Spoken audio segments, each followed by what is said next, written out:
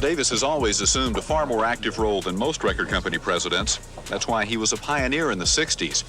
It's also why he has survived into the 80s. Hey everyone, welcome back to the channel. Today, we're diving into one of the most shocking and mysterious stories shaking the entire music industry right now. We're talking about the secret bond and the growing tension between two legendary figures, Clive Davis and Diddy. From whispered alliances to buried secrets that could rewrite pop history, this story has everything. Power, betrayal, and the kind of silence that screams louder than words. Buckle up, because what you're about to hear might just change how you see the music world forever. Something's seriously off in Clive Davis's world. The man who once ruled pop music like a king is apparently in total meltdown mode, and almost no one dares to talk about it publicly. At least not yet. Sources say the 93-year-old legend has gone deep into lockdown behind those mansion doors, wiping files, cutting ties with old friends, and even threatening to blacklist anyone who so much as whispers one forbidden name. Diddy! Yeah, that same Diddy, the one who used to be his golden boy, his star pupil, maybe even something closer than that.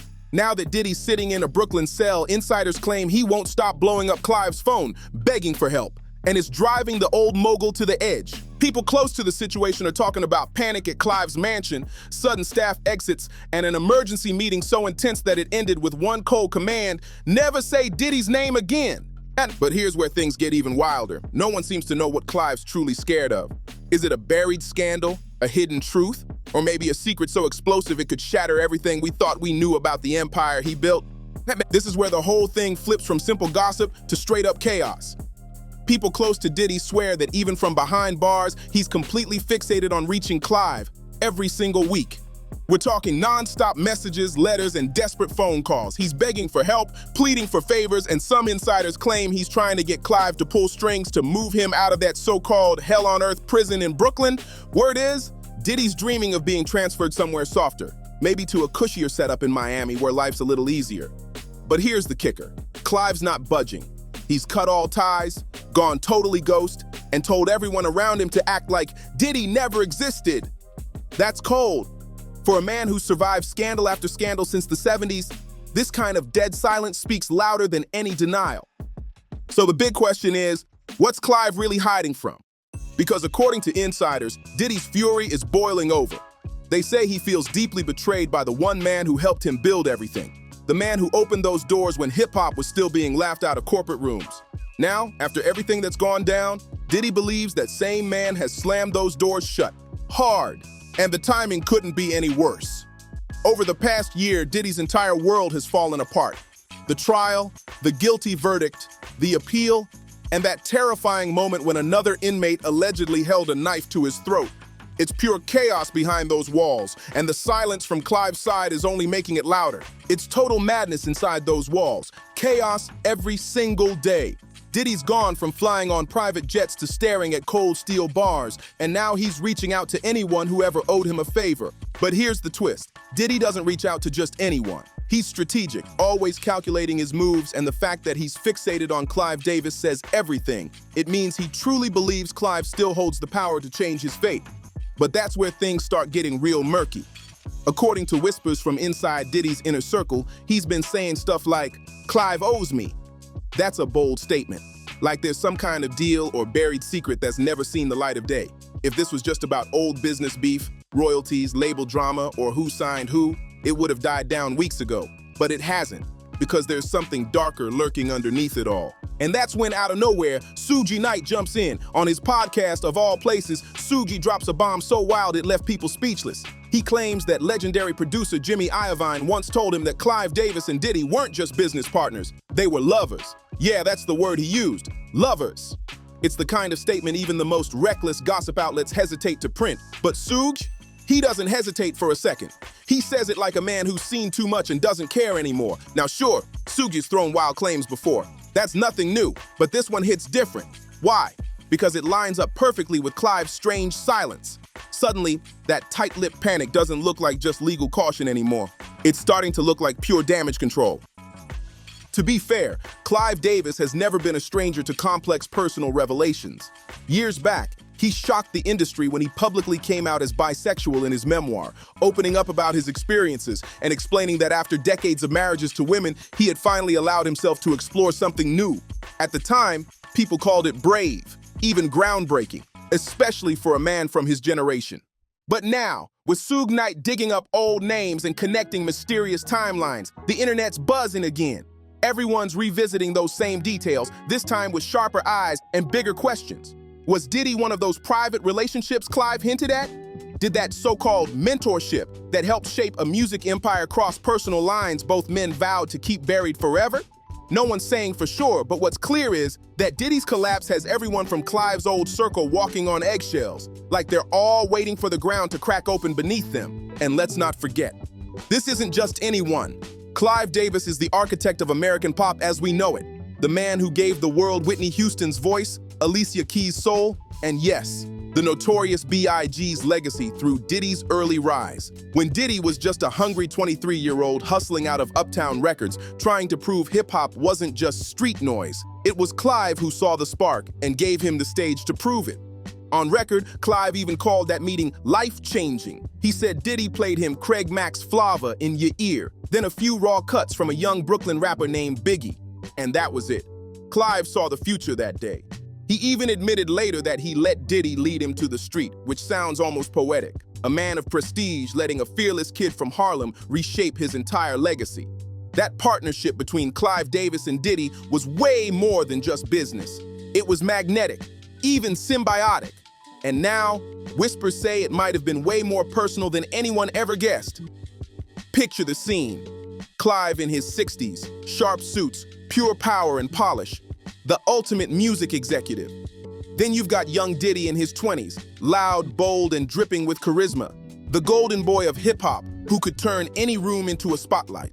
Together, they blurred the line between Wall Street luxury and Harlem hustle, stacking millions while the industry stood back and watched in awe. Diddy called Clive his mentor, his friend, even his music father. But behind that polished image, people now can't stop wondering. Was there a deal too personal, too deep, to ever be spoken out loud? A quiet exchange of power that made both men feel untouchable for years? And if Suge Knight's wild claim holds even a grain of truth, it might explain why Clive's sudden silence feels so frantic now. Maybe this isn't just about Diddy's crimes.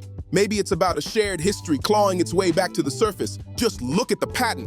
When Diddy first got slammed with that avalanche of lawsuits, over 100 people stepping forward with stories about his dark parties and disturbing habits, Clive said nothing. No statements, no defense, not even a polite no comment. Then, when Diddy was convicted on 2 serious counts related to transportation for adult services, myself is concerned, I was totally straight until through my second marriage. I've got 4 kids and grandkids. a sanitized legal phrase for something much messier, Clive still kept his mouth shut. That silence wasn't normal. It sounded like fear. Right before the trial, people close to the scene started spotting something strange. Diddy's usual spot at Clive Davis's legendary pre-Grammy party, and the same event that basically sets the pecking order of the entire music industry, was gone. For years, he'd been the guest of honor, his face splashed across the invites, always front and center like royalty. But this time, he was barely there, cropped into the background behind Jay-Z and Beyonce like an afterthought. The official rep tried to brush it off, saying it was just new photos for a new year. But come on, everyone in the game knows better. In this business, symbolism means everything, and that was no coincidence. That was a full-on scrub, a quiet erasure of a name that used to dominate the room. Fast forward to now, and the picture couldn't be more different. Diddy's sitting in the infamous Brooklyn Detention Center, the same place that once held R. Kelly and Ghislaine Maxwell, a place insiders literally describe as hell on earth. The stories leaking out are brutal. They say he's been attacked, humiliated, stripped of every luxury, reduced to nothing more than an inmate number. And if that wasn't enough, he even sold his matte black private jet, the same one he used to flex all over Instagram. Gone. Sold off just 6 months after his conviction, now registered under some quiet San Marino company. From $30 million jet rides to an 8x10 steel cell, that's the fall of a lifetime. And through all of it, Diddy's still doing the same thing, trying desperately to reach Clive. People close to Clive describe him as tense, on edge, almost unrecognizable lately. They say he's turned down major interviews, canceled public appearances, and made his once glamorous events invite-only. For a man who used to live for the spotlight, that silence screams volumes. And just to make things even messier, Suge Knight's not backing down one bit. He's still talking, still stirring the pot, and everyone's wondering what bomb he's planning to drop next. On his podcast, Suge Knight's Not Backing Down, he's doubling down. He keeps saying everybody knows what went down back in those days, and this time, he's naming names. He's pulling Andre Harrell and Russell Simmons into the mix, painting this wild picture of a secret world, full of power games, hidden alliances, and late-night dealings nobody ever wanted written down. Sure, he keeps tossing in the word allegedly, but you can practically hear the smirk every time he says it. And that's exactly why the industry's old guard hates this kind of attention. For decades, their power depended on silence, a code nobody dared to break. And Clive Davis, he's one of the last big names left from that old school era of total control. The sting in all this is brutal because Clive built his empire on credibility. No matter how messy things got around his artists, he always managed to rise above the drama. The calm, untouchable grown-up in the room. But now, with Diddy's collapse pulling his name right into the chaos, that polished reputation suddenly looks way more fragile than anyone expected. And here's the scary part. If Diddy ever decides to start talking, whether out of revenge or sheer desperation, Clive could be forced to answer for things he thought were buried deep in the 90s. Secrets that were supposed to stay locked away forever might finally start seeing daylight. And that's the kind of exposure this industry's never been ready for.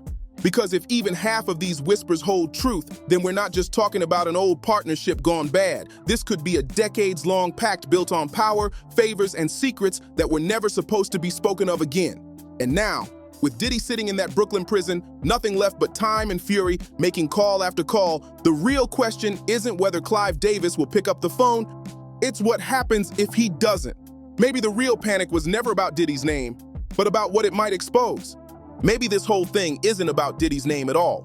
Maybe it's about what that name unlocks. We're talking buried favors, quiet backroom deals, and those forgotten I owe us scribbled in studio ledgers and sealed with silence. It feels like Clive Davis isn't just sidestepping bad headlines. He's dodging a ghost that remembers everything. It's like the entire industry made a silent pact to rewrite history, to act like Clive and Diddy's bond was purely business, even though every insider whisper says otherwise. Because let's be honest, this isn't just a story about a mentor losing patience with a troubled star. This is about two men who built each other's myth, the mastermind behind the boardroom and the kid from Harlem who turned beats into empires. And now, one's locked behind bars while the other pretends not to hear his calls. That's not damage control, that's fear, and it shows. We've seen powerful men scramble before, but never with this kind of quiet panic. Diddy's fall hasn't just been public, it's been explosive. Lawsuits, convictions, humiliation, all playing out for the world to see. But what makes this saga hit harder is the shadow it throws backward. The kind of shadow that stretches all the way to where it began. Because when Clive Davis first met that bold 20-something from Uptown Records, Diddy wasn't Diddy yet. He was just Sean Combs, hustling beats, chasing dreams, and ready to make history with the man who saw his fire before anyone else did. Back in the day, the industry laughed at Diddy, said he was too loud, too brash, too street to ever make it in the polished world of pop. But Clive Davis, the same man who shaped legends like Whitney, Aretha, and Alicia, saw something different in him. He saw rebellion, vision, maybe even a reflection of his younger self. At that time, hip-hop was still treated like a passing trend, a sound that wouldn't last. But Diddy convinced Clive it was the future, and together, they turned that wild gamble into a billion-dollar empire. Now, decades later, that same empire looks like it's cracking from the inside out. And here's what people can't stop talking about. That mentorship went deep, really deep. Clive didn't just sign Diddy, he practically built him. He taught him how to move, how to play the game, how to own every room he walked into. Their bond was like fire and strategy mixed into one unstoppable force. But then comes the part no one wants to say out loud, the detail everyone tiptoes around. When Clive later came out as bisexual in his memoir, it made people look back at that partnership with brand new eyes. He spoke honestly about discovering that side of himself during the wild Studio 54 era, long before Diddy's rise, describing his relationships with both men and women as real and meaningful. But even then, insiders noticed what he didn't say. The blurred timeline, the missing names, and those mysterious in-between years that suddenly made people wonder what really happened in that gap of silence. That's why Suge Knight's explosive podcast moment hit the industry like a live grenade. He dropped a claim so wild it left even longtime insiders shaking. saying that Jimmy Iovine once told him Clive Davis and Diddy were lovers. The way Soog said it, half amused, half disgusted, made it sound like one of those open secrets everyone already knew, but no one ever dared to say out loud. Now, of course, Clive's camp hasn't said a single word in response. But honestly, that silence feels louder than any denial ever could. It's the kind of quiet that makes people lean in closer, wondering what's hiding underneath it. Sure, Suge Knight's got a messy reputation. No one's pretending he's an angel. But here's the thing, he's rarely completely wrong. This is the same man who once called out Russell Simmons and Andre Harrell, hinting at their own private alliances that made the industry squirm. Suge doesn't just pull stories out of thin air, he takes whispers that already exist and turns up the volume until everyone's forced to listen. And when you really think about it, it starts to make sense.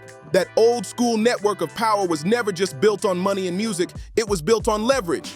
Everyone had something on somebody, and that's how control was kept for decades. Now Diddy, sitting in that cold Brooklyn cell with nothing but time and a memory full of secrets, suddenly becomes the most dangerous man in the game, even from behind bars. People close to Clive Davis say he's looking tired these days, drained but still razor sharp. He's showing up to only a few select meetings, and when he does, privacy is his #1 rule. No leaks, no small talk, no surprises. He's been telling friends he's sick of the gossip, insisting he's only focused on his legacy. But then come the stories about those private dinners. Just a handful of guests, no phones allowed, everyone sworn to silence. And the word that keeps surfacing in those secret conversations? Containment. But containment of what exactly? Out in front of this and tried to persuade Netflix not to come forward with it. I think it's an interesting argument because what they're claiming is, Curtis Jackson, aka 50 Cent, has had a long-standing, animosity against Diddy and sort of vice versa. And because he's at the helm, they're arguing this can't be taken seriously. This should sort of be seen as propaganda. And one of the things that Netflix hit back with was, yes, he's the executive producer. He doesn't necessarily have creative control. And That's the question nobody seems able to answer. Some say Diddy held on to letters, tapes, maybe even photos from back in the day. Little fragments of history that could completely flip the story of how modern hip-hop rose to power. One former Arista insider even claimed that when Diddy first brought Flava in Your Ear and the notorious B.I.G. to Clive, there were moments after those meetings where doors stayed closed a little too long, where the energy shifted from professional to personal. Maybe it was just creative intensity, or maybe that's where the myth between them really began. Either way, the irony couldn't be heavier. Clive Davis spent decades polishing other people's careers, saving reputations when stars fell apart. Whitney, Jennifer Hudson, Alicia Keys, he was the man who could fix anything, no matter how messy. But now, his own name has become almost radioactive in certain circles. Journalists who used to get instant callbacks say his office has gone dark, calls unanswered, emails ignored. Industry veterans who once bragged about scoring invites to his pre-Grammy gala now whisper that this year's event feels off. Tense, overly controlled, scrubbed clean of the glitz it used to have. And the most glaring change, Diddy's absence. For years, his face was everywhere in those glossy event collages, smiling, standing shoulder to shoulder with Clive. And now, it's like he's been erased from the frame completely. Those old photos said it all. Diddy smiling like a son beside a proud father figure. Now, he's been wiped from the picture completely. Even a designer who once styled both of them told a friend recently, it's like they're deleting history in real time. And honestly, that's exactly what it looks like. Meanwhile, Diddy's world has crumbled to dust. His home's raided, assets frozen, luxury cars sold off, and that iconic matte black jet he used to flex on Instagram, gone. Quietly sold and re-registered overseas under another name. The man who once lived like royalty is now reduced to writing desperate letters to the powerful, begging for any kind of help. Even Trump himself admitted it. Diddy asked me for a pardon, but I'm not helping him. That rejection had to sting, but insiders say the real heartbreak didn't come from Trump's cold shoulder. It came from Clive's silence. Diddy's inner circle says he's furious, venting to anyone who will listen that Clive owes him. But owes him what exactly? Protection? Loyalty? Or something much deeper, something emotional, something that was never supposed to see daylight? Because while Diddy sits in that tiny cell, no pillow, no luxury, just endless hours to think, he's reportedly plotting. A close friend even told a podcast last month that Diddy's considering writing everything down. A tell-all memoir straight from prison, spilling every secret from the golden days of hip-hop's rise to power. If that rumor's true, then Clive Davis has every reason to be terrified. Because once those words hit the page, once the truth is out, there's no taking it back, and no silence deep enough to bury it again. And the scariest part, it all sounds a little too believable. The timelines match, the connections are real, and the silence from the people who could deny it, deafening. Whatever Diddy's holding on to behind those bars, it might not just be memories. It might be the kind of truth that shakes the entire foundation of an era that once looked untouchable. For years, everyone assumed the power in their partnership only flowed one way. Clive Davis, the mentor, guiding the young and ambitious Diddy, the student. But what if that story we all believe was only half the truth? What if what looked like mentorship was really mutual blackmail wrapped in loyalty and glitz? What if Diddy's wild, chaotic energy and Clive's polished, pristine image were just two sides of the same coin? One creating the mess, the other making sure it stayed profitable? That phrase keeps echoing in industry whispers lately. They covered for each other. But covered what exactly? Secret deals? Hidden favors? Private moments that blurred the line between business and something far more personal? Maybe even the kind of quiet exchanges that made the entire industry so fiercely loyal to both men for so many years. And now, it all feels like a slow-motion implosion. An empire cracking from the inside out. The music, the awards, the artists, all the glittering success stories might have been held together by unspoken agreements. Bonds that are finally breaking apart in 2026. Diddy's conviction and Clive's nervous retreat aren't two separate headlines anymore. They're connected chapters of the same story. And in a twisted, poetic way, it's almost cinematic. The student falling in flames, the teacher retreating into shadows, and the truth knocking on both their doors at once. And the more everyone keeps pretending nothing's wrong, the heavier the pressure feels building underneath. Because let's be real, this story isn't over. Not even close. The silence, the rumors, the unanswered calls. It's all starting to sound like the calm before a storm. So maybe the real question isn't whether Clive Davis will ever pick up the phone for Diddy. Maybe it's what happens if he does. Does Clive risk everything by reconnecting with the same man whose downfall could easily pull him under too? Or does he keep his distance, let the silence grow so thick it swallows them both? Either choice feels dangerous, and whichever path he takes could rewrite the legacy of two men who defined an entire era of music. Because if even one of those buried secrets ever comes to light, the industry won't just be shaken, it could be shattered. The myth, the money, the music, all of it could unravel in real time, and the truth might hit harder than anyone's ready for. So tell us, what do you think really went down between Clive Davis and Diddy? Was it mentorship, manipulation, or something the world was never meant to find out? Don't forget to like, subscribe, share, and drop a comment below. We're just getting started, and trust me, the next chapter is going to be even wilder.